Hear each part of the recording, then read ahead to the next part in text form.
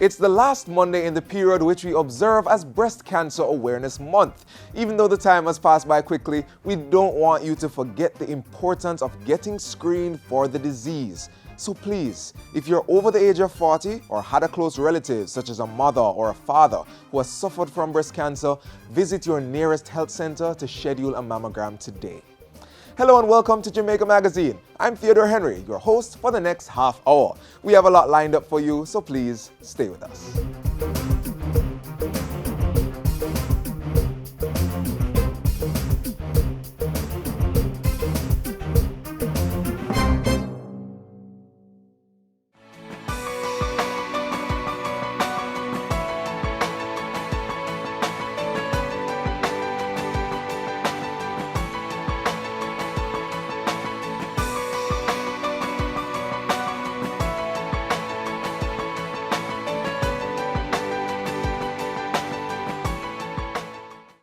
Fever, rash, joint pain, and red eyes. All common signs of the Zika virus or ZIKV. Symptoms are usually mild, lasting anywhere from a few days to a week. Jamaica has no Zika cases, but if it gets here, it would only be transmitted by the Aedes aegypti mosquito. Don't give Zika a chance. Prevent the breeding of these pesky mosquitoes. The use of oil, cooking oil, a little tip of cooking oil poured on the surface of the water suffocates the larvae and prevents them hatching out. So persons can do that.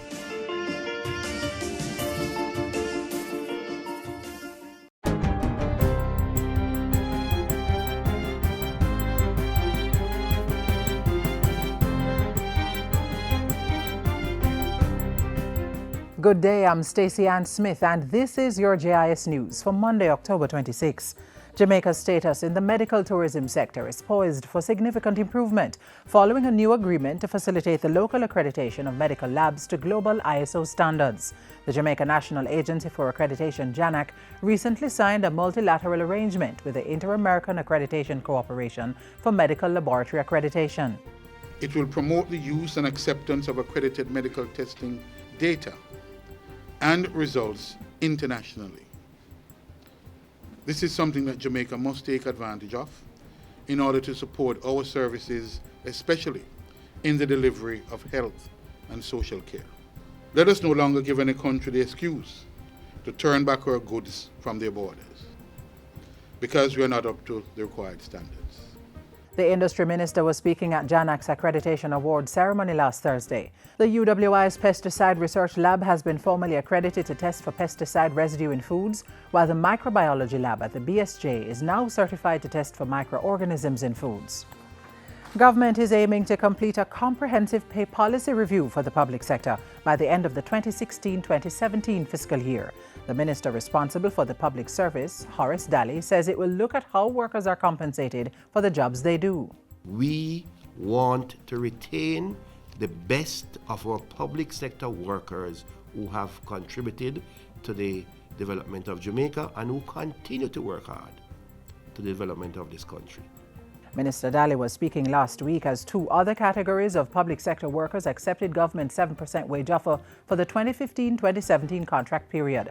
They are the Association of Librarians, which represents government librarians, and the Academic Staff Association of the College of Agriculture, Science and Education, CASE.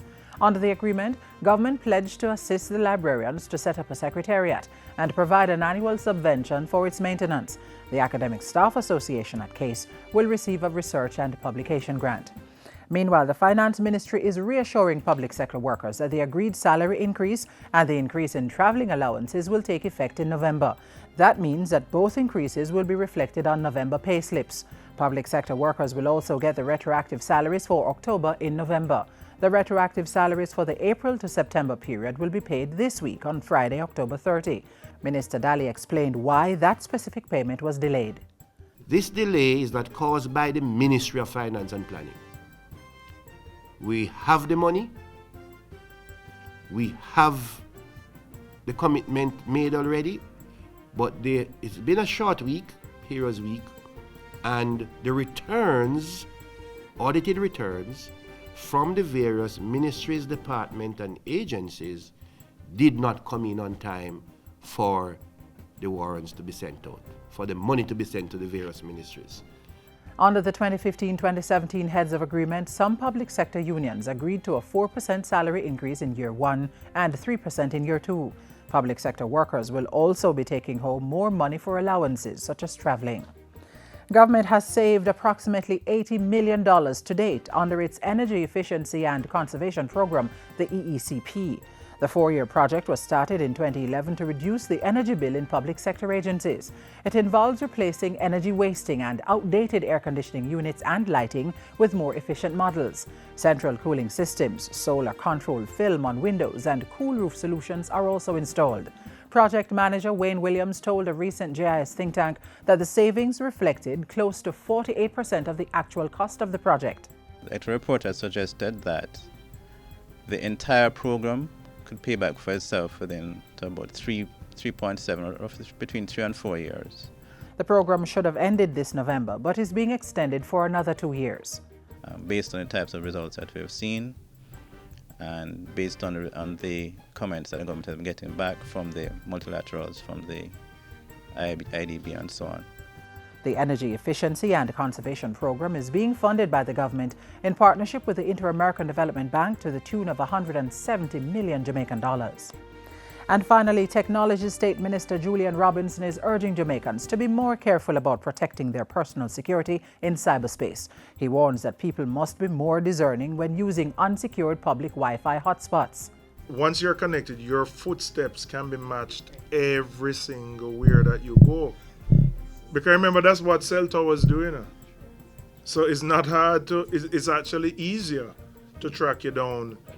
Yeah, not just public. And if somebody has a negative intention to do something, you have to be conscious and cautious of these things. Minister Robinson was addressing a recent GIS think tank on cybersecurity awareness. He strongly advised against doing activities such as online banking at Wi-Fi hotspots, pointing to the risk of exposing confidential information. The Technology State Minister said while the internet had allowed for increased efficiency, the risks were greater, especially as more activities and transactions were taking place online. And that's it for JIS News Today. I'm Stacey Ann Smith. Thanks for watching.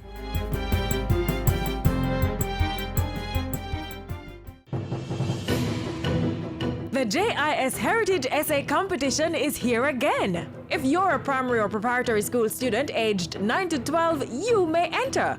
Write an essay on the topic, A Day in the Life of My Favorite National Hero. Ensure your essay is 400 to 500 words. Include a title page and list of references, with JIS being one of the sources. And submit the essay using the application form on the JIS website, jis.gov.jm. Deadline is Saturday, October 31, 2015. So start writing your essay today! For more information, contact the Jamaica Information Service at 926-374-026, extension 2137 or 2023, or email heritageessay@jis.gov.jm.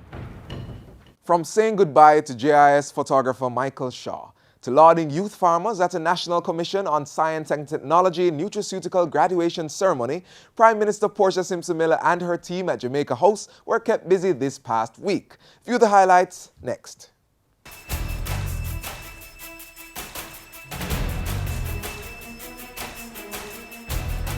Prime Minister Simpson Miller congratulates new Canadian Prime Minister. Important strides being made in cultural and creative industries, and Prime Minister says goodbye to Michael Shaw and Hopeton Caven. I'm Lorraine Mendez with Jamaica House Weekly. Prime Minister Portia Simpson Miller last week congratulated newly elected Canadian Prime Minister Justin Trudeau. During a telephone call Wednesday, Mrs. Simpson Miller said she looked forward to strengthening Jamaica's long-standing relationship with Canada during Trudeau's time in office.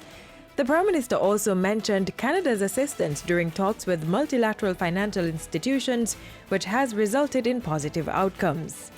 Mrs. Simpson Miller closed out the phone call with best wishes to Prime Minister Trudeau's wife and children as they support him in his new role. Prime Minister Simpson Miller continues to pay keen attention to the development of the cultural and creative sector. On Wednesday, she chaired another meeting of the Cultural and Creative Industries Commission, where she confirmed that government was placing even greater emphasis on the sector. She disclosed that the cultural and creative industries have been included in government's medium-term socio-economic policy framework. Mrs. Simpson-Miller said a budget was also being developed for the priorities approved by Cabinet. Prime Minister Simpson-Miller joined the JIS family on Thursday to bid farewell to photographer Michael Shaw, who died suddenly on September 30. Shaw had been a photographer for more than 40 years. He was 59 when he died. In her remembrance, JIS CEO Donna Marie Rowe described Shaw as a gentle soul. His gentleness was his trademark. He was jovial and laughed heartily at jokes that he shared with his colleagues. Grumpy would never be associated with Shaw. The Prime Minister was also present at the funeral of her mentor Hopetoun Cavan, a former trade unionist and parliamentarian. In her remembrance speech, Mrs. Simpson-Miller said Jamaica had lost an excellent nation builder, the trade union movement an architect of justice, and she has lost a mentor and friend. And Prime Minister Simpson-Miller also took some time this past week to greet important visitors to Jamaica House. On Friday, she met with a delegation from Light and Power company Marubeni. The team was led by a senior executive vice president at the company. Mrs. Simpson-Miller also met with veteran cricketer Chris Gale. And that's how we close Jamaica House Weekly. Join us next time for the latest stories coming out of the office of the Prime Minister.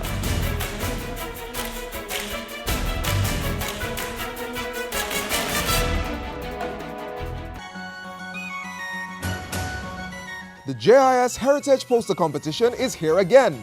If you are an artistic teenager, the JIS Heritage Poster Competition is just for you. All registered secondary school students are eligible to enter. All you have to do is this: complete the entry form on the JIS website, jis.gov.jm. Then create a poster using images provided in the picture resources on the JIS website. And the topic: a moment in the life of a Jamaican national hero. Ensure that your poster is no larger than 11 inches by 17 inches and keep a copy of your poster.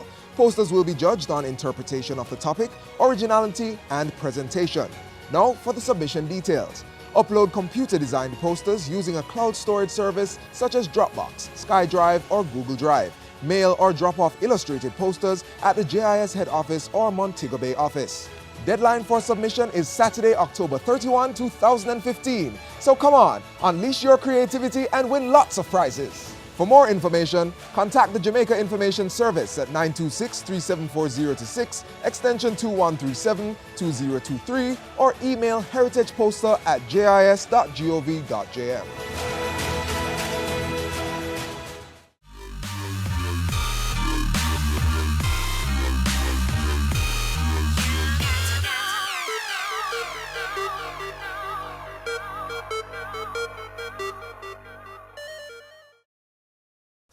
At-risk youth are now receiving training in the maritime industry, thanks to a partnership between the Citizen Security and Justice Program, CSJP, and the Shipping Association of Jamaica. Get the details right now. This opportunity has made us see our true potential. It will be a memorable one for myself and my fellow teammates. What is 27-year-old Alex Burnett talking about? His experience with the Citizen Security and Justice Program CSJP, which has been in operation since 2001. And now that the program is in its third and final phase, things are looking up, courtesy of more partnerships with established organizations.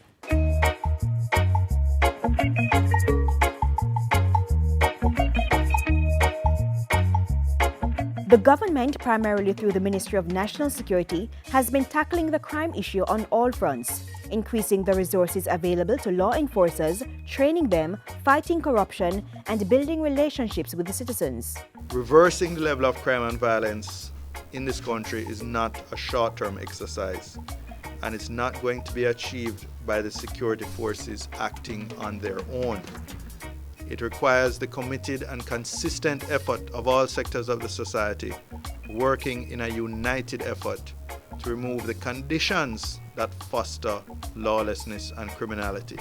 And so there's another side to the equation, the softer side, preventing crime by building the capacity of at-risk youth.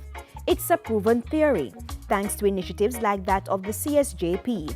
The program has literally built the skill set of youngsters, including their life skills and self-esteem, keeping them occupied and out of harm's way. Through the CSJP, we're taking a preventive stance. Interventions are aimed at attacking risk factors such as youth employment and low academic achievement that exist in many of our vulnerable communities. The parishes that have the concentration of CSJP communities, Kingston and St. Andrew and St. Catherine, we have actually not seen an increase in either murder or other serious and violent crimes.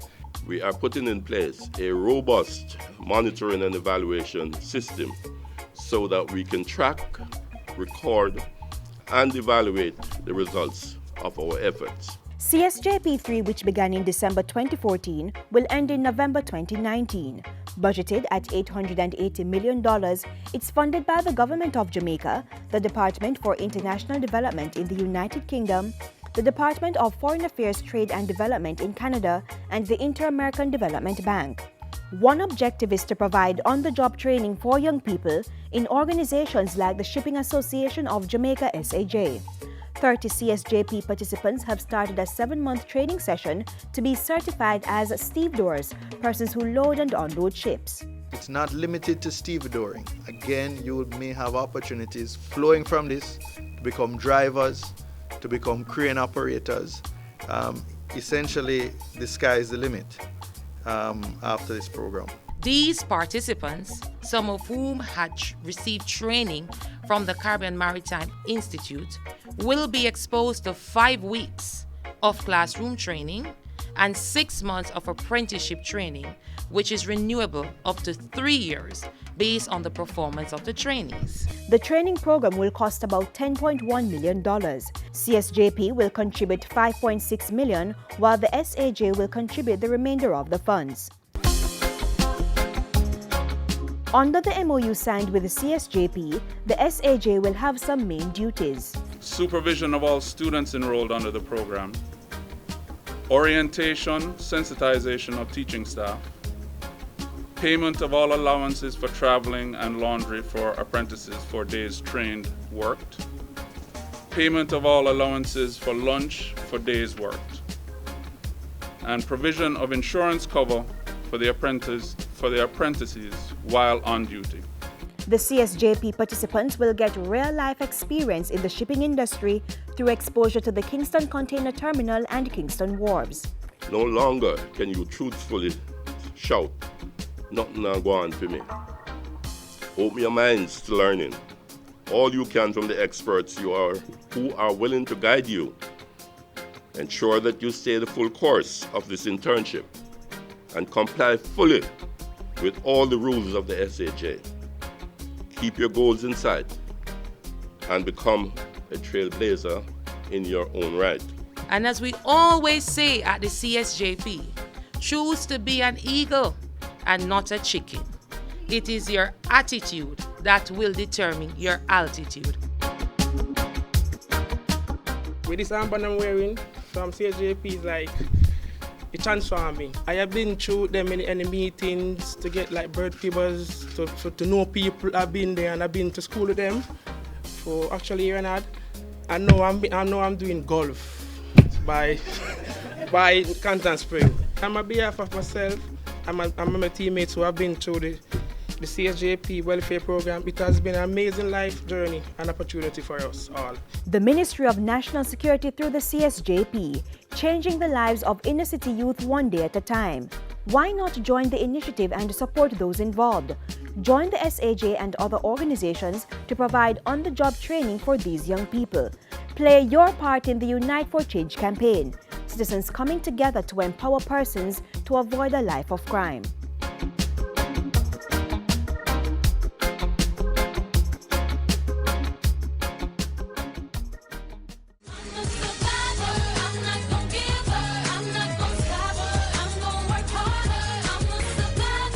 On June 25, 2012, Jamaican sprinter Noveline Williams-Mills was diagnosed with breast cancer.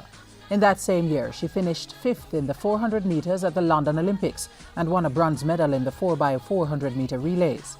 At 31 years old, this young woman is a 5-time world champion and 3-time Olympic medalist representing brand Jamaica proudly.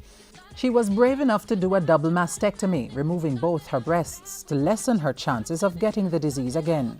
In recent times, Williams Mills is bravely speaking out to stress that early detection is what saved her life and to educate people that breast cancer is no respecter of age, fitness, or talent. More important, she wants people to know breast cancer can be beaten. We salute Navleen Williams Mills and all our breast cancer survivors. Keep fighting.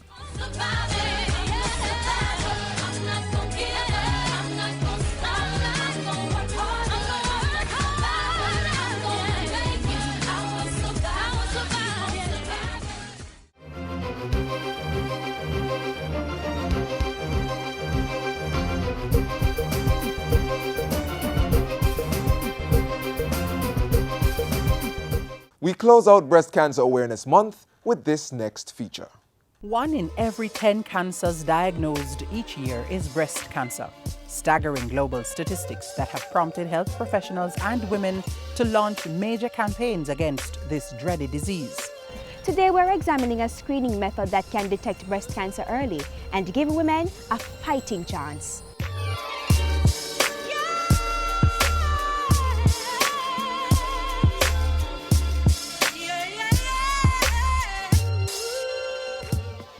Breast cancer, the most common cancer among women. In fact, 25% of female cancer patients have breast cancer, making it one of the leading causes of cancer deaths among women of all races. According to radiologists, a mammogram is currently the most efficient screening method to detect this deadly disease. Dr. Derea Cornwall is a consultant radiologist at the University Hospital of the West Indies. When we do screening mammograms, this is done on patients who have no symptoms or signs of any breast pathology at all. Mammogram can be done on women who have breast problems also. Like sometimes a woman may have a symptom of a breast lump or any other abnormality in the breast. And once they are above the age of 40, we will do a mammogram on them in the first instance to screen the rest of the breast to make sure there isn't any pathology in the rest of the breast away from the area that the patient has the symptom or the lump.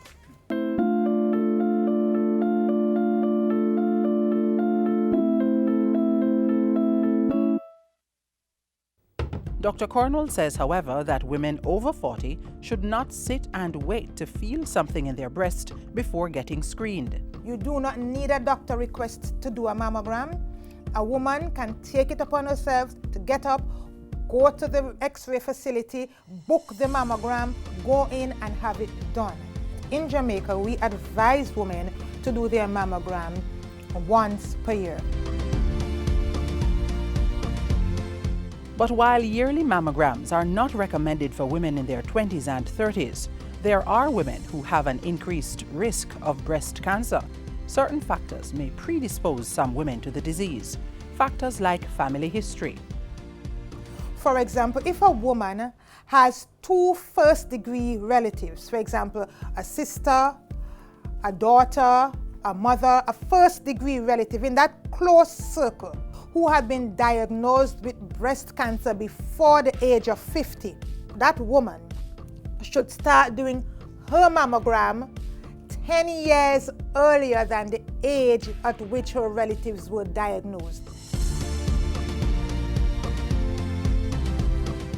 For accurate and easy screening, there are a few things women should not do on the day they're scheduled for a mammogram. They should try to wear a 2-piece outfit to make it easier for the top to be removed when we're doing the mammogram, because the patient has to be naked from the neck down to the waist for us to get the breast properly. We ask them also not to put any powder or lotions on the breast, nor to use any deodorant that has a white residue, because it will simulate calcifications in the breast. No jewelry that is going to be hanging in the body part. The results of your mammogram can be given to you either by the radiologist at the completion of the mammogram or the doctor who ordered the screening. They will tell you whether the mammogram is normal or not.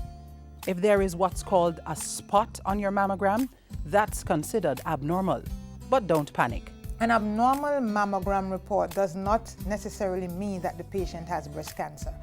The mammogram is simply an X-ray of the breast. If there is any mass in the breast that is there at the time that the mammogram is done, or any lesion in the breast, then the mammogram will show it. Now, this can be something benign like a fibroadenoma. It can be something malignant like a cancer.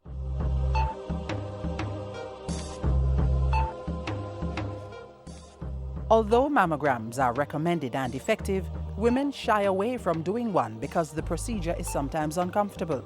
Dr. Cornwell says the benefits far outweigh the discomfort. I could tell you that the pain from a mammogram is much less than the pain from breast cancer when it is detected, especially if it is detected late. So we will encourage all women to do mammogram. Mammogram is the only imaging modality that can pick up cancer at the earliest possible stage. For further information on breast cancer and mammograms, contact the nearest health center or the Jamaica Cancer Society, 16 Lady Musgrave Road, Kingston 5. Telephone 927-4265 or 927-3317. Life is all about making decisions, choosing from a number of options to do a particular thing, which may result in a specific outcome. It can be difficult, but there are 4 things you can do to help make that decision. Stop. Check out what's happening and remind yourself to think before acting. Think. Make sure you're aware of the choices, all the advantages and disadvantages. Then think about the consequences. Act. Choose the best option and do something about it. Review. Finally, review what you have done and determine if it was good or bad. That way, you'll be in a better position to make the next decision, whether big or simple.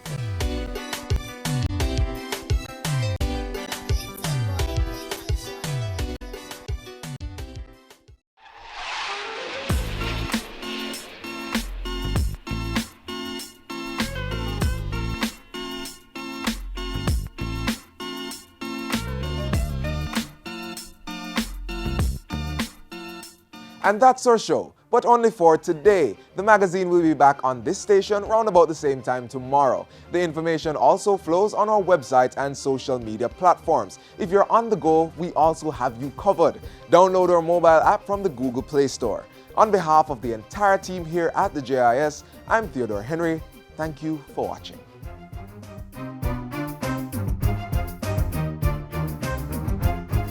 This has been a production of the Jamaica Information Service, the voice of Jamaica.